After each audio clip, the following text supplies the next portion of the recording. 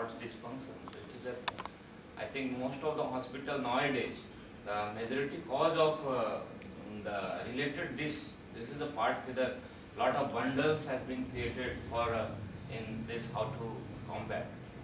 Very recently, septic awareness last time 2 to 3 months before one tried by Dr. Dasgupta was sepsis survival awareness program has been launched throughout the world regarding how to combat with the sepsis.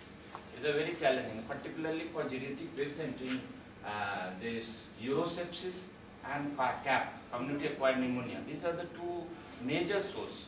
One is the your urosepsis source and second is the community CAP source of pneumonia. These are These are the two sides. Two sides. And Other is the interventions. Yes. Other is the intervention. Other is the intervention.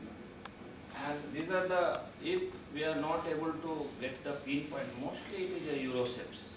And particularly geriatric patient around a 75 plus is a horrible problem. And so many people very much resistant to normal year. And when we have landed, luckily in our this patient, here one thing, good thing is that the urine output gradually, in spite of hyperpotassemia, gradually urine output remain maintained and mostly probably with AKI, acute kidney injury, AKI. So we have able to survive in this patient, and in spite of diabetes, which probably urine output was 1400, 1500, so maintained, and we have got the control over this patient. But so many patients when it gone to MODS, very difficult. So early aggressive treatment and primary physician in even the local unit, whether health unit, and never ignore the. I am never afraid of acute myocardial infarction patient, but I am more afraid of MODS. When we are getting 2+, this is a horrible sign, and I will give you data of my hospital in ICCU that I have 20% patients. I am 7% cases out of 100 I am using MI, but 20% cases are related to sepsis. So it is very challenge and very good topic we have combined. And every hospital have this challenge.